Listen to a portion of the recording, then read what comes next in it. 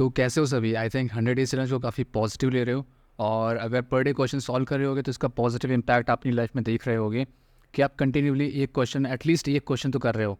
और बाकी जो आपका जो पेस था, लाइक जिस टाइप से आप क्वेश्चन कर रहे थे कि आप पर डे 2 कर रहे थे या 3 कर रहे थे, उसको तो आप अपना मेंटेन करके चलिए। बाकी यहाँ से आप एक क्वेश्चन अगर डेली करोगे तो ये इससे आपकी इंटरव्यू के लिए प्रिपरेशन होती जाएगी, इससे आपका डीएसए स्ट्रांग होता जाएगा, क्योंकि यहाँ की जो प्रॉब्लम मैं डिस्कस करता हूँ ये बहुत इंपॉर्टेंट है, आपके इंटरव्यू पॉइंट ऑफ व्यू से काफ़ी इंपॉर्टेंट है, और डीएसए को अच्छे से सीखने के लिए काफ़ी इंपॉर्टेंट है। ठीक है, सो आज की प्रॉब्लम हम डिस्कस करते हैं। आज की प्रॉब्लम मैंने लिख रखी है।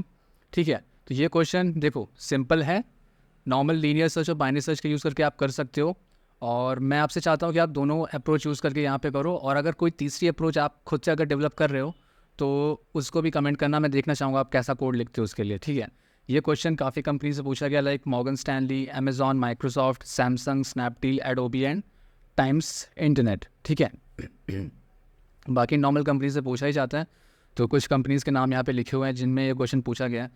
तो क्वेश्चन पढ़ देता हूँ, समझ में आ जाएगा और फिर करना स्टार्ट कर देना। तो क्वेश्चन है हमारा, minimum in a sorted and a rotated array. एक एरे दिया हुआ है, सॉर्टेड भी है और रोटेटेड भी हो सकता है। ठीक है, जैसे रोटेटेड इन द सेंस कि जैसे आपका एरे दिया है 5 6 1 2 3 4, तो आप एक पैटर्न देख रहे हो यहाँ पे कि 5 6 एक्चुअली 4 के बाद आया है, तो 4 के बाद फिर 5 6 और 1 2 3 4 5 6 इस तरह से है ना। वैसे एक रोटेशन हुआ है, कहाँ से रोटेशन हुआ है? 4 के बाद से रोटेशन हुआ है, मतलब 2 डिजिट के बाद रोटेशन यहाँ पे स्टार्ट हुआ है।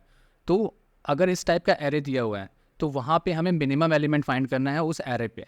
ठीक है, तो इसको आप लीनियर सर्च के थ्रू कर सकते हो, बाइनरी सर्च के थ्रू कर सकते हो, और अगर कोई तीसरा अप्रोच है तो वो भी मैं जानना चाहूँगा आप कैसे करते हो। ठीक है, तो क्वेश्चन एक बार और अच्छे से पढ़ देता हूँ कि given a sorted array may be distinct और मे कंटेन डुप्लीकेट्स। इस पर डिस्टिंक्ट एलिमेंट्स भी हो सकते हैं और डुप्लीकेट एलिमेंट्स भी हो सकते हैं, ये ध्यान रखना। ठीक है, और ये साइज एन का एरे दिया हुआ है, that is rotated at some unknown point. किसी अननोन पॉइंट पे ये रोटेटेड है, मतलब आपको बताया नहीं जाएगा कि किस पॉइंट पर रोटेटेड है, पर आपको मालूम हो जाएगा जैसे आप एरे को देखोगे, एलिमेंट्स को पढ़ोगे, तो आपको क्लियर अंडरस्टैंडिंग आ जाएगी कि यहाँ पे किस पॉइंट पर रोटेट हुआ है एरे।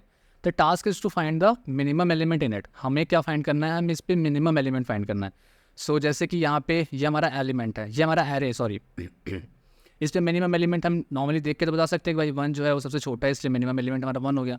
बट इसको कोड कैसे करेंगे? बाइनरी सर्च यूज़ करेंगे या फिर लीनियर सर्च करेंगे या फिर कोई दूसरा मेथड अगर लगाएंगे तो यहाँ पे 1 कैसे ढूंढेगा, तो वो चीज़ आपको फाइंड करना है। ठीक है, और जैसे एक दूसरा भी एरे दिया हुआ है, जैसे 1 2 3 4, ये रोटेटेड नहीं है, फिर भी इसमें मुझे मालूम हुआ कि इसका जो मिनिमम एलिमेंट है 1 है।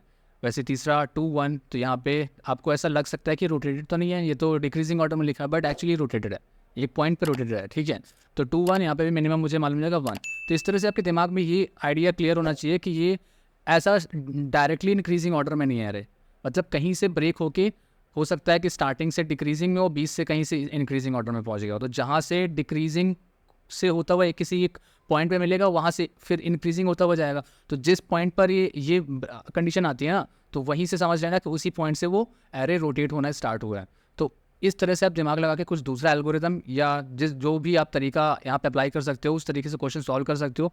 बाकी नॉर्मल लीनियर सर्च और बाइनरी सर्च से हो ही जाएगा। बाकी मैं देखना चाहता हूँ आप लोग कितने तरीके से इस क्वेश्चन को सॉल्व कर सकते हो, और अगर सॉल्व कर सकते हो तो वीडियो को लाइक कर देना, और अपना जो कोड है, जो कोड आप इसकी प्रॉब्लम का जो सोल्यूशन लिखो वो कमेंट ज़रूर करना। ठीक है, बाकी 100 डेज चैलेंज पूरा करने के लिए चैनल सब्सक्राइब कर सकते हो, इस प्लेलिस्ट को फॉलो कर सकते हो, और मिलता हूँ आपसे नेक्स्ट क्वेश्चन में। ठीक है, बाय।